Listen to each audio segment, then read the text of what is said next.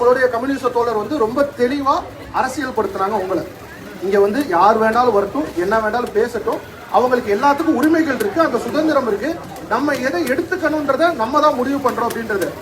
இப்ப என்ன அவங்க வெளியில போய் என்ன பேட்டி கொடுத்துருக்காங்க அப்படின்னா, இப்ப இங்க நடந்த சம்பவத்தை வந்து அவங்க பேசும்போது நம்ம மைக்க உடனே வாங்கி நம்ம என்ன சொன்னோம், அவங்க கிட்ட வச்ச கோரிக்கை என்ன சொன்னோம் அப்படின்னா வந்து, மைக்க கொடுங்க, நாங்க உங்ககிட்ட எஜுகேட் பண்றோம், பரவாயில்ல அவங்க இருக்கட்டும், அவங்க விஜய் ரசிகராக இருக்கட்டும், நாம தாவைக்கால இருக்கிறவங்களே வர சொல்றோம், எல்லாரும் வாங்க, எங்களுக்கு ஆதரவு தெரிவிங்க.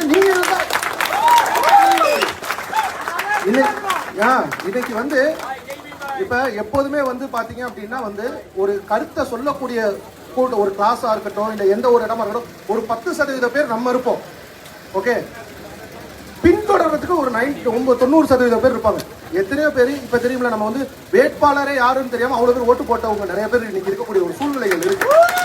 அப்ப அவங்க எல்லாருமே யாரு, என்னோட பையன் போட்டிருக்காங்க, என்னோட தம்பி போட்டிருக்காங்க, உங்களோட தங்கச்சி போட்டிருப்பாங்க, நம்ம வீட்டுல உள்ளவங்க போட்டிருப்பாங்க, அவங்களும் எல்லாருமே வரணும்ன்றத நம்மளோட கோரிக்கை.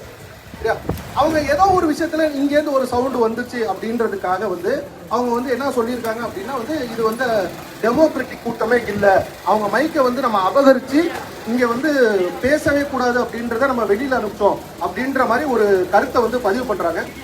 தயவு செய்து அது மாதிரியான எந்த எண்ணமும் அப்படி ஒரு சம்பவமும் அங்க நடக்கல. நம்ம சொன்னது என்னன்னா, மைக்கை வாங்கி உங்களுக்கு சொல்றோம், தெளிவுபடுறோம், யார் வேணாலும் பேசட்டும், அவங்களுடைய கருத்துக்களை கொண்டு போகட்டும் அப்படின்றதான் ஆரோக்கியமான விவாதம். கம்யூனிஸ்ட் சித்தாந்தமும் அதான் சொல்லுது, உங்களுக்கு எதிர்கருத்து இருந்தாலும் தெரிவிங்க, அதை நம்ம எஜுகேட் பண்ணுவோம், நம்ம வந்து பேசுவோம். நம்ம இங்க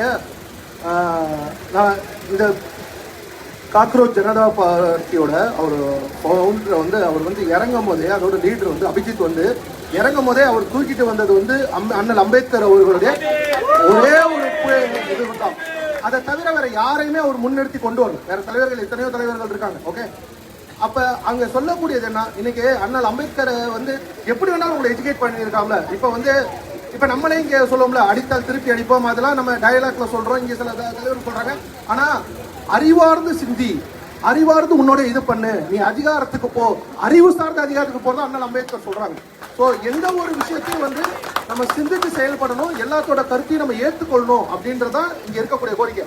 நாளைக்கு அது மாதிரி அங்க ஒரு சம்பவம் நடக்குது அப்படிங்கும் போது இங்க நம்ம இங்க இருக்கிறவங்க இதுக்கும் மேல ஒற்றுமையாகவும் இன்னும் நம்மளோட படைபலத்தை இன்னும் இன்க்ரீஸ் பண்றது, இது மாதிரியான செயல்பாடுகளை செய்யறதை விட இந்த தனிப்பட்ட முறையில வந்து இங்க இருக்கக்கூடிய சின்ன சின்ன மாற்று கருத்து இதுல வந்து பேச மாட்டோம் அப்படின்ற மாதிரி. ஏன்னா நிறைய தோழர்கள் வந்து இப்ராஹிம்லாம் தூங்கியே ரொம்ப நாள் ஆச்சு.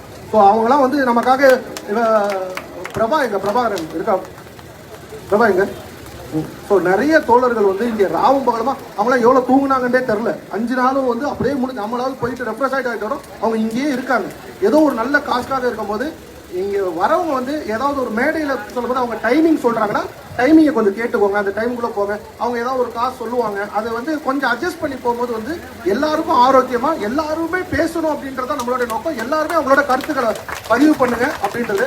அதே மாதிரி பாட்டு பாட வரக்கூடிய சகோதரர்களுக்கு ஒரே ஒரு கோரிக்கை மட்டும்தான் நம்ம வைக்கிறோம், சினிமா பாட்டு பண்ணாலும் அது வந்து அறிவு சார்ந்த சினிமா பாட்டை பாடு. ஸோ இந்த வல்கர் வார்த்தை இருக்கக்கூடிய சினிமா பாட்டம் அது மாதிரி விஷயங்கள்லாம் டோட்டலாக அவாய்ட் பண்ணிருங்க. அப்படி பண்ண வேணாம். ஸோ பிரச்சனைகள் இல்லாமல் பார்த்துக்கோங்க.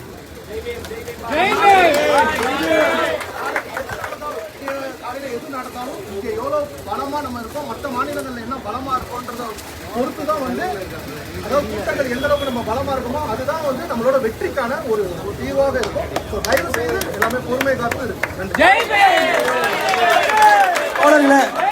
தோழர்களே, இது பாலர் இல்லம், எதுவும் நடக்காது சரிங்களா, இது பாலர் இல்லம், அதனால ஒன்றும் நடக்காது, தைரியமா போறாங்க.